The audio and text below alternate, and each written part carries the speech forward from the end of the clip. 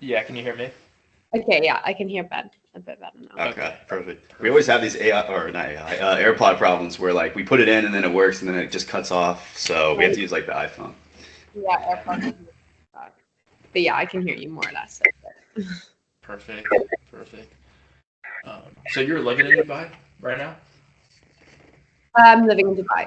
Yeah, so How I'm long you living. been? Yeah. So I've been in Dubai for the last few weeks, and then before that, I was in London for a few months. So a little bit between the two places, and then I spend a bit of time in Cape Town every year as well in South Africa. That's awesome. So living a little bit nomadically, let's say. Yeah, that Yeah. sounds amazing though. Yeah. I'd Yeah, love it's to not visit Dubai. That's always been on my list. Has it been on your list? Oh, of course. Yeah. Just don't have the money to travel there. I know. But Dubai okay. or Cape Town. Sorry? Sorry, I couldn't hear what you guys said. You said you wanted to go to Dubai or Cape Town. Oh, both. Yeah, both. Both. Those are both on my list. So. Yeah. They're Yeah. both great. Yeah. When I was at my master's program in Monaco, there was this girl from South Africa, and she always said that like Johannesburg was beautiful, and I think she went down there for Christmas or something like that. And it's weird because it's flipped. I'm from, I wouldn't say it's beautiful. Oh, really? Johannesburg's more of a proper city. It's like the New York City of Africa. I mean, it's very vibrant and you can have beautiful homes, but the city itself is not so beautiful. Oh, Oh wow. I've been lied You've to. been lied to. I mean, it's But a man-made forest. It's the city with the highest number of trees planted in the world, which means it's very green, you know, in Oh, some of the suburbs, which is very beautiful. But it's not like Cape Town. I mean, Cape Town, you have mountains and the ocean, and it's like that's beautiful, you know. okay, yeah, okay. yeah. Definitely need to go to Cape Town. Yeah, Yeah, definitely. definitely. There's an island nation like off the coast of South Africa, or maybe it's Madagascar. What is the name of that? You know what I'm talking about? It starts with an S. I don't know if you're familiar. So, but that's quite far. Hmm. No, Dude, I I have can't. I don't know no. what it is, but I saw a picture of it. It looked beautiful, but Yeah, I don't know if we you knew about it. have to explore. Yeah. Anyway, that's just me. Cool. Well, I guess we can kind of start off the podcast right now. So yeah, thanks for coming in. What can you kind of give like a little bit of background of yourself before we kind of start? Yeah, sure. So I was born in South Africa and raised there till I was 7, and then I moved across to London, and then grew up in London until I finished school, and from there I moved across to Madrid to study, and then decided I wanted to finish my studies in Cape Town, be a bit closer to family who are back in South Africa. And those were both amazing experiences. And then I started working in Cape Town in a very different industry to what I am in today, but I was setting up tax structures for South Africans who were looking to move their companies to Mauritius because it's more of a tax-friendly base, let's say. Of And then course. from there I moved to a consulting company that was based in Berlin, but I was working remotely. And then decided that I wasn't really built for that kind of corporate environment, and took 18 months to go and study a master's in luxury management and marketing, which took me to live in Paris, which was extraordinary. And then from there to New York City, also an amazing experience. And then Wow. from there to Australia. So lived across 3 continents and met very interesting people and really just deep dived into the luxury industry itself. And being a French program, we really got to the nitty gritty of like heritage and, you know, the procurement behind luxury and how these brands market themselves and how do they appeal to ultra high net worth consumers and how are they constantly innovating. And it was definitely a very eye opening experience. And then from there, I guess I had this idea that maybe I would go and work for your conventional luxury brand. And I explored the space and the opportunities available and just decided that I'm not sure if I was really passionate enough to work in like luxury jewelry or luxury fashion. I really wanted to be in a new luxury space and really move with where the industry is going. And I think luxury itself today is under a bit of pressure, because what makes something luxury is essentially allowing you as an individual to buy into something that differentiates you from the ordinary person. Okay, quick interruption. Make sure to like and subscribe if you're enjoying the content. It means a lot to us. So back to the video. And luxury is just becoming more and more accessible, largely because, you know, you can technically buy something from Hermes even if you're not earning a whole host of money. You can go there and buy a key ring. You know, and there's also, I mean, don't even get me started on, you know, going to a market and buying a fake Louis Vuitton handbag, and now everyone's owning Louis Vuitton. And like half the Birkins you see today aren't even real Birkins; they're what they call Firkins. So, you know, it's not as, I would say, it's not this like allure. It doesn't have the allure it used to have. So when you're looking at how can these luxury brands differentiate themselves, it becomes more and more difficult to how do they capture that real 1%. And that's where luxury is moving into the experiential space. And a large part of experiential luxury is real estate. And I'd always had a deep interest in real estate and grew up in a home which was very focused around design and architecture as well. So yeah, that's how I ended up working in the company I'm currently working in. That is amazing. Yeah. Well, you use 3 continents. That's Yeah. absolutely. So with like the interesting thing that you said is the move that luxury is having from like these product, like evergreen product based like bags, like and all these sorts of things over to the experience. Has that been kind of recently, or is that like more of a long-term trend that you've been seeing? I would say it's slightly more of a recent thing, because I think if you look at the different generations, it used to be so unattainable to walk into a designer store and buy a really expensive handbag. The average person was not doing it. I think today luxury has also really globalized itself. I mean, you know, every major capital city in the world has the same luxury brands. I mean, it's a Gucci, Hermes, or whatever it is. So it's more and more people thinking, okay, well, I mean, I want to socially stratify myself from other people and show that I have worked so hard so that I can afford this lifestyle that other people can't have. And I mean, that's now, how can I invest in like a really nice car became a thing. But I think even now today, there's, you know, that, I'm forgetting the name of it, but where you can pay monthly to have a nice car and you don't actually. Oh, just leases? Yeah. So like even that now has made that quite attainable, so it's not as desirable anymore for a lot of people.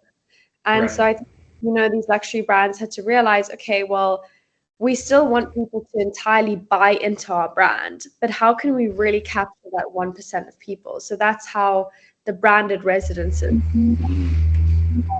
And essentially this is where you have a luxury brand, let's say Bulgari, very renowned jewelry house, goes and finds a developer, and they agree to work together to build a Bulgari residences. So it'll have a hotel and a residence portion, which is where people can go and buy extraordinary apartments with amazing finishes and, you know, extraordinary facilities in terms of like the finest of the range equipment in the gym and spas and like 24/7 concierge services like you would have at a 5-star hotel. And so now the brands feel like they've taken back some equity from the market, because now they're having people that are actually coming and identifying themselves as living in the Bulgari world as opposed to just. Okay. So this is a relatively new development. I think what's been around for longer is like hotel branded residences, Yes. where Yeah. you know, the Dorchester collection may have like Dorchester apartment somewhere, and they're more service oriented. They work in hospitality, so for them this is not you know, a massive change from what they usually do. But the brands, it's very new, and it's really happening in the more up and coming cities like Dubai, but also Miami has a huge presence of branded residences too. Yeah, definitely. I always found it interesting with luxury brands, like how that specific brand kind of got off the ground and people started associating this brand with luxury. Like what made Gucci like so like popular amongst the masses when it first started? Do you have any idea like how they do that? Is it just perfect marketing, perfect branding, or like just what made it special opposed to like something else? I guess it's firstly it's the actual art behind the design. So, Hmm. for example, let's say Hermes. Hermes has a very specific stitch that no other brand in the world will be able to replicate because they have craftsmen that they teach over many years how to produce this very exact stitch. Hmm. So therefore, when you buy an Hermes bag, it cannot be replicated because no one can replicate this stitch unless you've Hmm. actually worked with these craftsmen for many years to see how it's done. So what it means is that there's obviously a very limited supply because it's done by hand, and so it really becomes a piece of art. And then the quality of the materials is very high. It's the finest leather. And so I think that's really what makes these brands in the beginning luxury, because it's limited, it's craftsmanship. But I think, of course, over time, it's the power of branding. And even if you look at a brand like Chanel, the reason why Chanel became Chanel is because Coco Chanel herself was the first one to ever use influencers. So she came from very humble beginnings, but she managed to, climb the social ladder and convince a few of the Parisian elite to wear some of her pieces. And then suddenly people started seeing these Parisian elite wear the pieces and then said, oh, where is this from? Oh, this woman, Coco Chanel. And then everyone suddenly wants Coco Chanel from this Yeah. part of society. So obviously that helped elevate Chanel to what it is today over many years, of course. But it's again, so it's the craftsmanship and it's just the power of marketing. And I guess what is influencer marketing today? You want to wear what the people you aspire to be more like are wearing. So I think that's where they've been very clever. That's true. Definitely. You mentioned something that's pretty interesting where it's like the level of like the Hermes stitch, like the level of craftsmanship that kind of goes into it is very like exquisite. And I'm curious if you kind of see that same trend in the luxury real estate, where it's instead of just having like these like big boxes that just have a bunch of windows in them, you see like this trend to where they're bringing like architectural craftsmen or someone who's like beautifying these buildings. Like honestly, Dubai, where it's like they have their own character in it in the luxury real estate space, like stand out from just every other apartment building. And if that's kind of like a trend you see that's coming out. Definitely, I would say there's a huge emphasis on making the design very unique. And obviously very high end. And a lot of these brands, there's a massive focus on modernity, whilst maintaining the character of the brand. So, for example, Missoni, the residences that they're building in Dubai. I mean, from the outset, you might not necessarily immediately go, "Oh, that has to be Missoni," but then the Hmm. finishes will be very related to the brand and some of their patterns and the way that they stitch their clothes and the materials. So I guess they're just trying to differentiate themselves, but very much still it's just all about the quality of materials, the quality of the finishes, and just the feeling of luxury. So when you enter these residences, it's very aligned with the kind of feeling you would have when you enter a luxury store. Yeah, Yeah, definitely. for sure. We were surrounded by luxury in Monaco. I visited him in Monaco when he was studying there. Mm. And as soon as I stepped into that city, it was just pure luxury. Everything, everywhere you looked, it was Yeah. just the finest of everything. So, Yeah. and the prices reflect that as well. Yeah. So, but that is cool to kind of be surrounded by that. And you want to be surrounded by that because it feels good too. Yeah, So, exactly. definitely. I have a question. So do you think that you said Dubai, Miami, do you think there's any other places that you see kind of blowing up in terms of like the luxury real estate market? Yeah, definitely. I mean, of course, luxury real estate, the home of luxury real estate is cities like New York, London, Paris, of course. But when it comes to luxury branded real estate, where it's these branded developments, I think most European cities are still a little bit skeptical of this development. I think it'll take time for them to fully embrace the brands in this way. But I think, a lot of these places like in South America, Sao Paulo, there's a massive growth in this interesting branded real estate, as well as India too. And so I think a lot of these up and coming places where the wealth is starting to explode, that's where there's a lot of interest in these brands investing in these cities. So I meant when we had that intro call, you mentioned that you wanted to kind of wait a little bit so you could work on your master's thesis. I was wondering, were you able to kind of complete that, and would you want to talk about what that was about? Yeah, sure. So I just completed my master's thesis, and that really was also focused on the branded residences, with a specific focus on how the development of branded residences reflects the changing preferences of ultra high net worth consumers. And really, it was the focus on how there's this big shift towards experiential luxury, where people today have access to so many handbags and cars and makeup and jewelry that's not bringing them the kind of joy that it used to. And I think people are now realizing, also because of social media, how real joy arises from your experiences and the memories that you make. So Yeah. people are investing heavily in luxury travel, and they plan a lot of their lives around luxury travel, or they're investing a lot in their homes, because they now realize that these homes are sanctuaries, especially if people spend more time working from home. There's not this rush to the office anymore. People are actually setting up their own home offices, and they're also very invested in wellness. So suddenly living in a building which has access to an amazing gym and an amazing sauna, steam room, biohacking facilities, this is what the ultra high net worth of today are interested in. So that's kind of what sparked this growth in branded residences across the world. Wow. That is cool. Something that you mentioned was like, it's not just like they have the money, right? They have all the autonomy that they want, but they want something more, right? It's not satisfying enough for the materialistic aspect of it, because now everyone has it. It's more the experiential. And something interesting that you mentioned was the wellness factor, where now like your health is your wealth, as some people say. And so they're like pushing towards these like workout facilities. And I love how you mentioned biohacking, because that's something I've been getting into recently with like cold plunges, red light therapy, and all these sorts of things. And it's interesting to see that it's not just like a place where you can go and relax, but they're like intentional about like almost broadening what the experience like definition could be for these luxury industries. Yeah, 100%. And I think today people are really focused on longevity.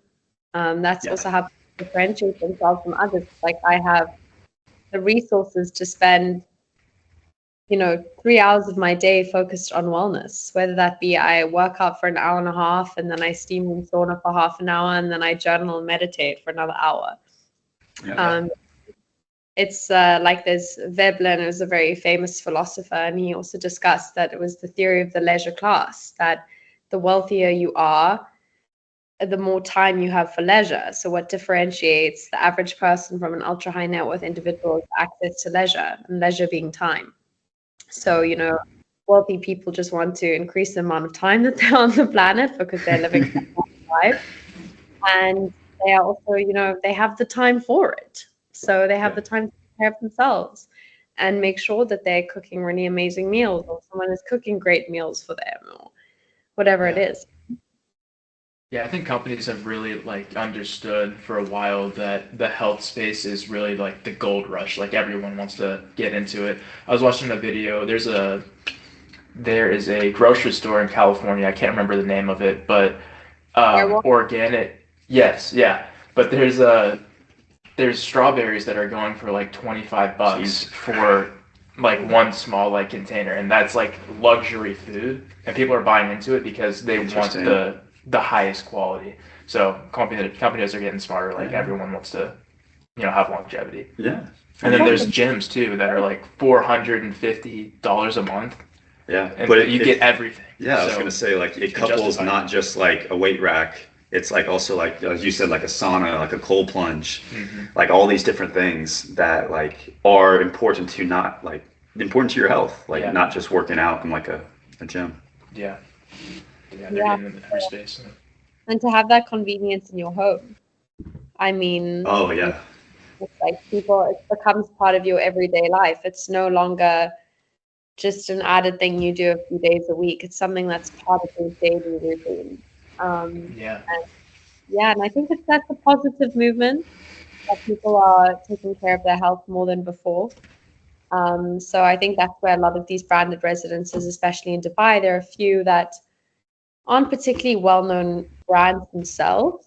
Well, not of the likes of like an Hermes or a Gucci, but they are specifically branded on wellness.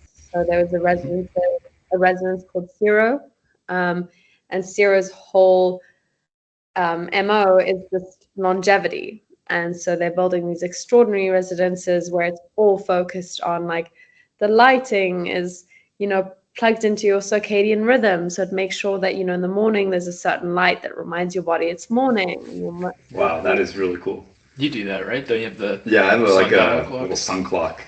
So instead of like having like a alarm that blares in your ear, Yeah. you wake up to like just a nice pleasant sunrise, even though it's not The real. luxury way of waking up. Yeah, but it And is. they It's cool. right? Because people are always looking to reduce their stress, improve their sleep, and they're all different types of pillows you can have today that like help assist your sleep, and some of them are ridiculously expensive. Yeah. And I mean, if you have the money to do it, why not? Yeah, Exactly. exactly. Yeah. Like they have red light therapy like blankets, so you can sleep under a red light, which is like Oh has my healing effects. gosh. It's pretty cool though. I mean, like it's something you don't have to worry about. Is overexposure a thing? Maybe. Okay. Yeah. That's kind of cool though. I wonder how like to be doing that for like 8 hours a day. I wonder how Just beneficial toasted. that is. But I I'm guess getting some so healthy. Probably gonna have yeah. some cancer or something. So. Yeah, no. Do you have one? Do I have cancer? No. Do you have the red light blanket? Oh no. Oh, okay. I thought you had it. No. But it'd be cool. Yeah. So- There's another thing. That was another question I had. So like within the company that you're working for right now, I saw that they do like fix and flips, right? Yeah. They have a So is it on fix and flips. Gotcha. So would it be, are you guys more targeted for like residential, commercial, or industrial in like your kind of portfolio?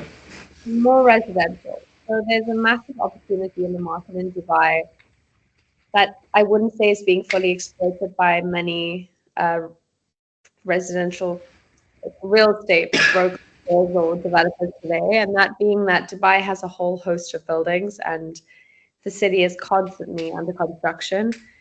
However, there's still a lot of buildings that have been around for only, I would say, 10, 15 years. But now, because it's Dubai, these buildings are considered old, but they are in prime locations. Like, for example, Dubai Marina. Dubai Marina is one of the more well-known districts of Dubai. It's very popular for tourists. It's very well established. There are extraordinary shops and restaurants and beach clubs and I mean everything you could ever imagine in Dubai Marina.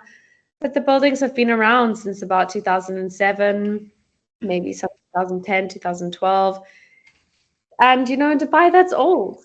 That's like, Yeah. ages ago. So Yeah.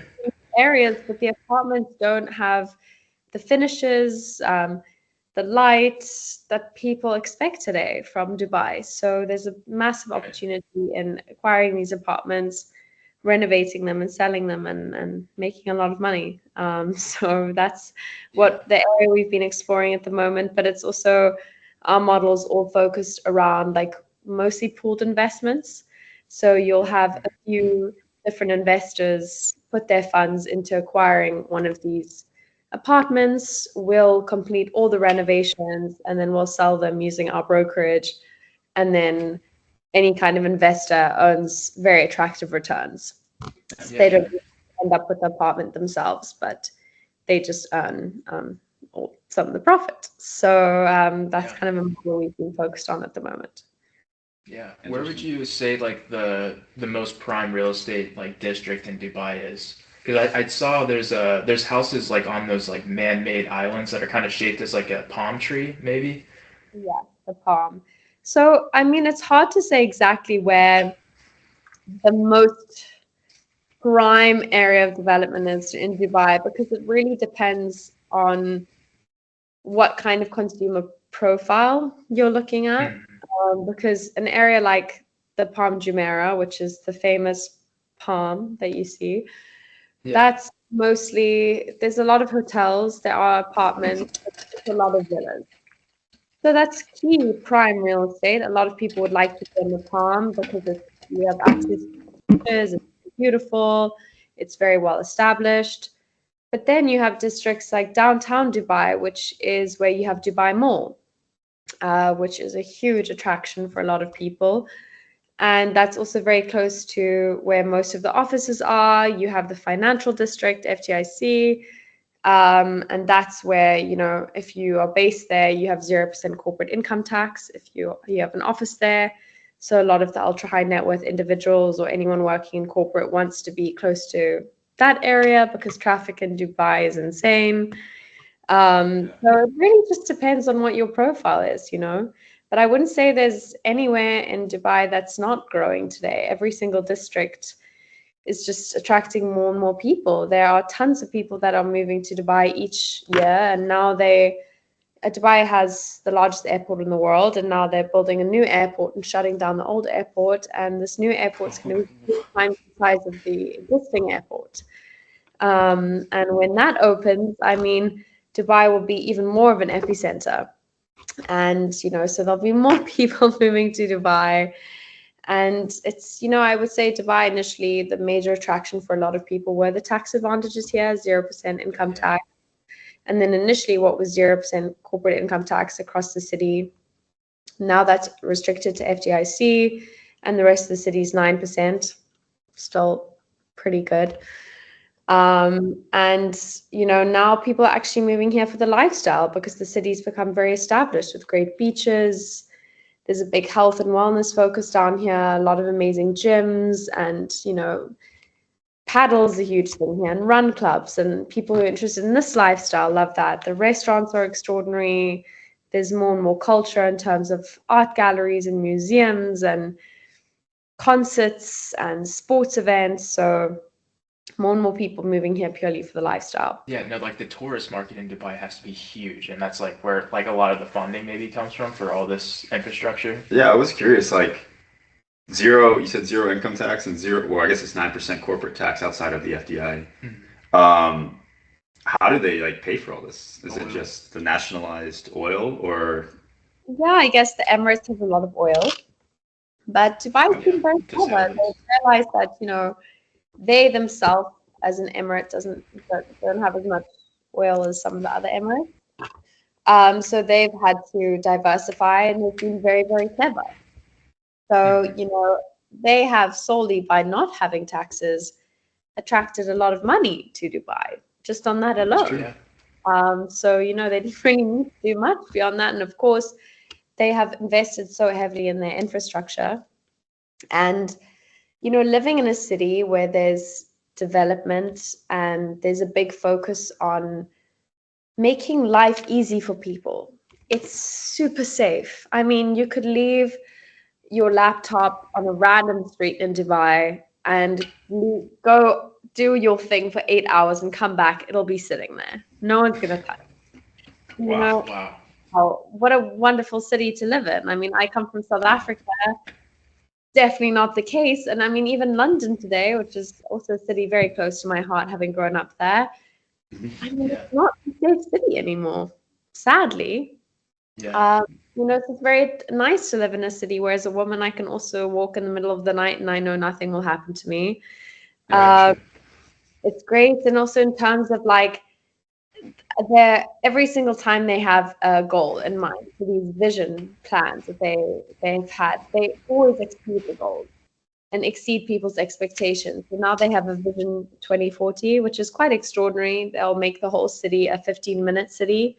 So you can drive everywhere around the city and reach it within 15 minutes, which seems like a fever dream today because there's so much traffic in Dubai. But you can see in the infrastructure that they're investing in, whether it be public transport or roads.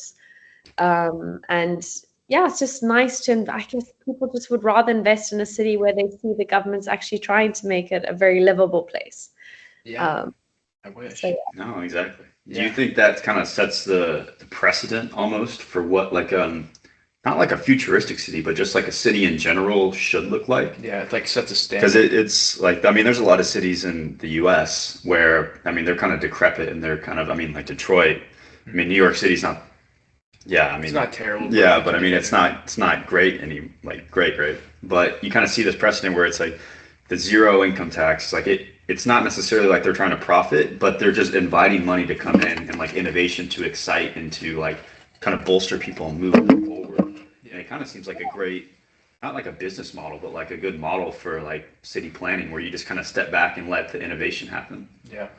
Yeah, 100%. I mean, London, for example, there's very little investment in infrastructure compared to a city like Dubai. And there's not much investment in policing. And there's just, these things make a big difference in people's lives. So a city like Dubai is definitely setting a big precedent for how cities should be run and how they should be developed. So I think a lot of these more developed cities need to catch a wake-up call if they want people to stay. But look, taxes play a big role. 100%. Yeah. Huge role today. I mean, look at the development of Miami. It's really skyrocketed as a city, and it's because it's, a lot of people moving from LA, they're moving from New York because they can live in a sunny place, have a great lifestyle and save a lot of money in tax. But then the city will benefit in it through investment.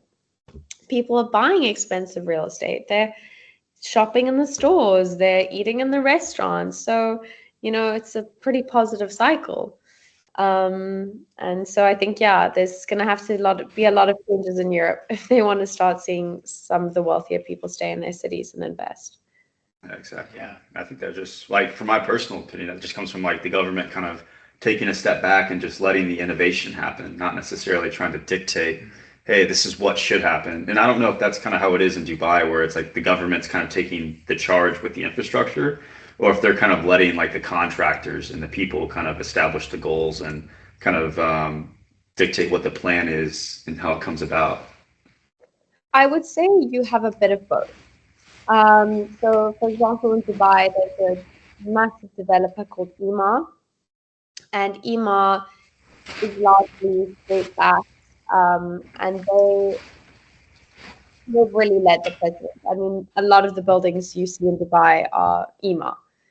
So they set an example, but then you have all these private developers like Ellington that have come in, and I mean, obviously the government has a say, and there are specific regulations, but let's just say they're encouraging development. They're not stopping it either, but this is long as it meets certain requirements. And I think there's also a big push for sustainability, Yeah. which is great because it's also setting a precedent to all the developers. You have to build with these standards in mind. So that's also where Dubai is really leading the way for a lot of new cities. And how do you develop whilst being sustainable, and meeting these different carbon neutral goals. So it's great to see. There's a project that I saw, and I don't know if it was like real or if it was just like kind of just like Some AI. an AI or like a render, but it's called The Line. Is that being constructed in Dubai? Like this one futuristic, sustainable city? I don't know if that's Dubai. In Dubai, that's in Saudi Arabia. It's Saudi Arabia. Okay. I was wondering where that was then. And that is happening. That is happening. I don't know how long it'll take to complete. But there's a lot of the big consultancies like Bain and BCG and people from all these large consulting firms that are out there living in Saudi, trying to complete this project. So it'll be interesting to see where it goes and how long it takes. But it's definitely the most futuristic development I've ever seen. It's Which is really cool. ambitious. Because You see this? It's Yeah, so I mean, I saw it, yeah. but it's cool to see because, I mean, I don't know how it is everywhere in the world, but in the US, it's like we're so conditioned to be as efficient as possible that now they just create apartment buildings that look like concrete boxes just because, and like they're just made out of wood because it's the most cheapest and it'll get them the most profit margin. Whereas you see it kind of flips like in Dubai and Saudi Arabia, where it's like they're actually trying to push forward to something, Yeah. right? It's like they're trying to hit some targets to actually like move the humanity forward and Yeah. just build something cool. Yeah.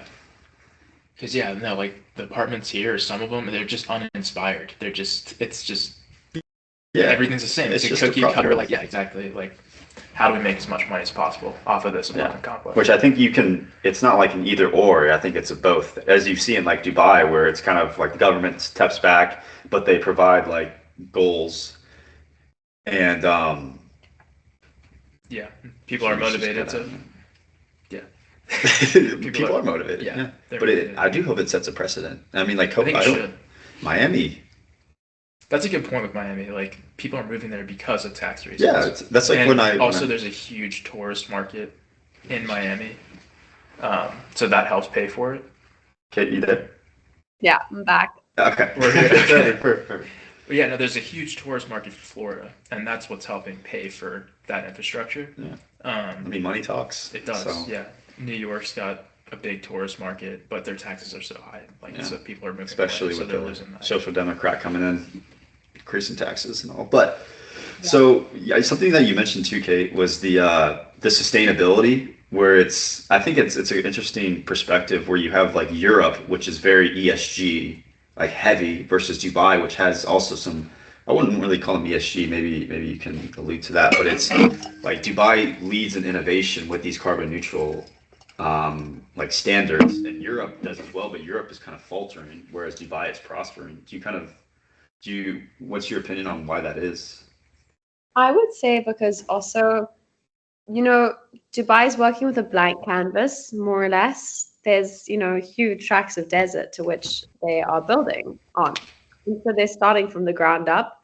So working, the developers are actually able to figure out how can we build this building using renewable materials or things that'll, how do we power this using renewable energy? Okay, well, we can set up some solar panels in the desert and pump the power through.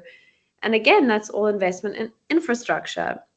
Whereas I think in Europe today, there's a massive focus on ESG, but they're not able to implement it in the same way because they're working with old buildings, but yeah, I was just saying, I feel like in Europe, they're also working with much older infrastructure. So it costs a lot more money to try make these existing buildings sustainable and change. Yeah, I guess it requires a lot of money, but the governments aren't investing in infrastructure. So it's a lot more difficult to implement. So yeah, I think it'll take Europe a lot longer to meet all these ESG requirements that the Middle East is embracing very fully. I don't really know for Miami, to be honest, though. I don't know how the US is with it, but I'm more familiar with Dubai. I don't think the U.S. Well, some cities in the U.S. just don't care about like ESG at all, and then some others are really heavily into ESG. So it's just kind of whatever if it's red or blue. Yeah, it depends state by state. Yeah, that's true. but it is interesting to see, though. I mean, when you guys are doing your fix and flips, do you see that it's easier? Because you kind of alluded to this, like you guys take the existing buildings and then you kind of have to revitalize the construction. Do you kind of see how it is firsthand? Is it harder? Because you also mentioned that like Europe has this existing infrastructure and it might be a little bit harder, but is that the same in Dubai? Yeah, I mean, I guess not as much because the buildings still aren't that old. That is true. Yeah. old, so it's a lot to work with. But I would also say what's different about Dubai is people work around the clock. There's the workers here work very long hours, but they work very efficiently. And if you have workers come in, they will be working on all parts of the apartment in one go. So they'll be working in the kitchen, they'll be working in the bedroom, in the lounge, in the whatever space. Whereas in Europe, they do it like piece by piece. sometimes the workers arrive, sometimes they don't arrive. Yeah. There's hours are a lot shorter. It's just a lot more difficult to get a project done. So I think here there's just the ease of getting business done, but that applies across industries. I think even not in real estate, Dubai just has a very similar attitude to like in New York City, where people are there to work and they're there to make money. And it's a great city to live in if you're an entrepreneur, because if you say, okay, I'd like to start working in, I don't know, in, let's say, tech, and then you go to dinner and you say to someone, oh, I'm interested, I'm developing this app. 9 times out of 10, someone's going to say, oh, I have a friend that actually just developed an app. You should speak to him. And then you go meet that person. Whereas Europe has a different attitude to innovation and entrepreneurship. So it's, people, there's just a different atmosphere when it comes to work. Like people 100%, enjoy a lot of work. They don't see work as a bad thing. Their lives are fully integrated with their work life, Yeah. I mean, Europe takes like 3 months vacation for. I think so. Yeah, that's what it was. Which I'd love that actually. I get Yeah, as a worker, I get as an 14 employee, days like when I work. So yeah, Yeah, got work-life balance. in France, it's almost impossible to fire someone. Yeah, So exactly. Yeah. Is really abusing this right to not be fired. You can't do anything about it. So that also Yeah. means France people are a lot more swift to fire. So it's not always a helpful thing. Right. Yeah. Yeah. That's true. I mean, there's a lot of like bureaucratic Bureaucratic. bloat within the, but there's a lot of bureaucratic. I can't even say that word. Bureaucratic. Bureaucratic bloat. Bureaucratic. It's the BV, but the bloat in like even like in our government, in like state government, local government, and like all these big corporations now. You see like all these layoffs. Mm-hmm. It's crazy. Yeah, there have been a lot of layoffs. And I think that the reason why is that like these tax structures, they're okay. You're back. Perfect. Yeah. But like these, like we were just talking about, like how there's a bunch of bureaucratic bloat in like at least in the States and even in Europe, where you kind of mentioned that with France, where it's like that people are just like they're on salary, they're just kind of getting by, not really getting by, but they can. The motions. Yeah, they don't get motivational about it. They don't have that edge, that ambition that you have like in a city like Dubai, where the culture is very entrepreneurial, and even like at Miami, from what I've seen, it's like that. Like kind of pick yourself up from your bootstraps and just kind of go. 100%. Yeah. It's just a different attitude to work, and I think it's very important to have that work-life separation. But ultimately, working is a large portion of life, so you have to embrace it, and you can't see it as your enemy. Right. Exactly. But it's important to Yeah. like what you do, and if you have the That's the privilege to key. like what you do, it's the best thing in the world. Yeah, that's the key because it doesn't feel like work at that point. Yeah, and that's why entrepreneurs love working for so much, because it's something that like you can build yourself, like you create it. Yeah, Put it that's why into we it. fell in love with it because we Yeah. actually enjoyed it. Yeah. 100%. So for like what you're doing right now, do you see this as something you kind of want to do long term, or like personally for you, what would your dream life be? Like, would it be working in luxury real estate, like with your own company, or kind of what do you imagine? I would say I'm learning a lot in what I'm doing at the moment, and I'm meeting extraordinary people. I would like to stay in the real estate development space, and I could see myself being in Dubai for a while, but I would like to go down to South Africa and perhaps work in the real estate development sector there. Cape Town is growing very, very quickly in the whole Western Cape region, which is the province where Cape Town is found. And I think there's unbelievable opportunities to develop the region, but in a very sustainable way. And I think, it's going to be interesting to see how they develop the region, because South Africa is desperately craving investment, and the investment is coming in. But I think they also need to very carefully manage how this investment plays out, because it's very easy to just have funds pour into a city and then you don't develop it in a very constructive way for the future, Mhm. whether that not be in a sustainable way, in terms of actual, like, these carbon neutral initiatives, or just in the fact that it's just poor planning?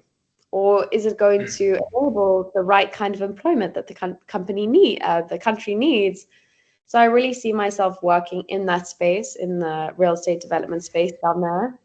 So that's something I'm working towards, but also still trying to stay in a bit of a luxury segment, specifically related to lifestyle and wellness. So trying to build culturally appropriate developments, whether that be like wellness villages that are also powered by sustainable and renewable energy, built using sustainable materials that help employ a lot of local people. There's regenerative agriculture, these very broad concepts that are being applied in places like the Middle East and some parts of Europe too, in South America. And yeah, bringing that to South Africa, that would be the dream. So that's what we're working towards at the moment. That sounds amazing. Yeah, Is that's it awesome. is it more like a blank canvas, like you said with Dubai, or is there like a existing infrastructure that's kind of you kind of got to tear it down in order to rebuild it? I would say you do have some existing infrastructure. There's certain parts of the city of Cape Town that are very built up, that there are a lot of developers bashing down older developments and rebuilding. There's opportunity there. I don't think I love everything that's currently being constructed. I think a lot of it goes along the lines of what you guys see in the US, where it's concrete blocks, Yep. little Yeah. units, micro apartments to maximize revenues for people looking to buy to rent. Yeah, exactly. Which I don't think is that sustainable, to be honest. But hey, they're making money, so good for them.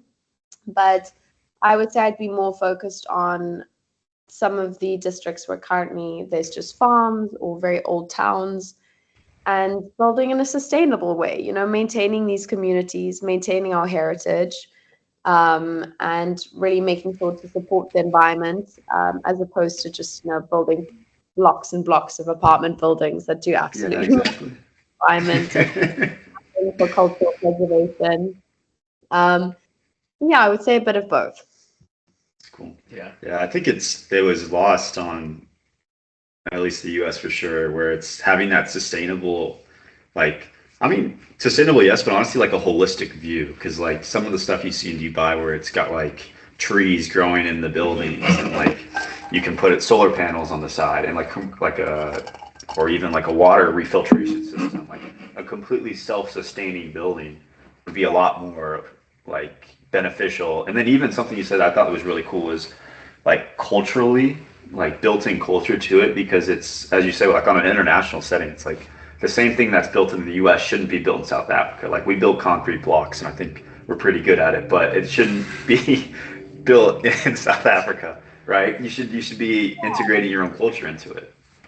Yeah, and look, also in South Africa, I think we do have extraordinary heritage. Like, for example, in Cape Town itself, there's something called Cape Dutch architecture, and it's a very specific style. And there's very little Cape Dutch homes that are built today, or developments that are built today, and it's a shame, because it's very unique to the landscape, and I think it's very beautiful. And I'd like to see more of bringing back this kind of heritage, because I think today it's a globalized world, and that's fantastic. There's been so many benefits of globalization, but everything just starts looking the same. You could be standing in a street anywhere in the world, and it looks the same. And I think that's the beautiful thing about Europe, is that these countries have a huge pride in their architecture and their culture. They do. So, Paris is beautiful because it's Parisian architecture. You don't see anywhere else in the world. People have tried to copy it, but no one can quite beat the French at being French, or the Italian style. It only looks great in Tuscany. The buildings are falling apart, but it looks great because it's Tuscany. If you put that in, I mean, I know there are a lot of people in South Africa that have built Tuscan developments. In my opinion, it looks ridiculous, because you're building Tuscany in Africa. Like, what's going on here? Right. So I think you have to preserve your heritage too.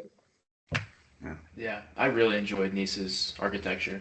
Yeah, Yeah, that was beautiful. especially Old Nice. Yeah, just walking It's down the cool. streets, everything's so close together. It's just you'd never see that in the United States. Oh no, I mean we got massive highways and like roads, which is nice if you like drive a truck down it. Efficient. But, yeah, but I mean it doesn't have that culture. Like there's this book by Ayn Rand. It's called like The Fountainhead, and it's basically this book about architecture. And there's this guy Howard Rourke, and like he's trying to build something new, like for New York. It's like set in like the 1920s, 1930s in New York, and he's trying to build this new type of architecture that is just like innately in him, like trying to build that culture. And then you have this old guard of people who just want to like recreate the Pantheon, recreate all the Greek and Roman stuff. And it kind of alludes to what you said, where it's so many people like when they want to create the architecture, they lean into like a more historic culture or like something that everyone else has used, like a more common denominator, as opposed to something that is built into their culture and something that they should do. And I think that's something that we should lean into. It shouldn't be like, oh, like they do it well over there. I mean, you can try to integrate it, but then also like embrace what you have. Sure. I Yeah, agree. definitely. Well, this was a great conversation. Yeah, thank you so and, much. Yeah. For having me. Um, Apologies yeah. for my signal. Oh no, you're totally you're fine. good. You're good. But, We'll edit it. It was solid for most, 80%. Yeah, for that's sure. perfect. We'll That's take all we need. 80%, Yeah. Thanks, guys. I hope you enjoy your Saturday. Oh, yeah, no, you as well. You too. You're in a more beautiful place than us. Yeah, so we're you in enjoy Kansas City. We're in It's Kansas nothing, City. nothing much here. So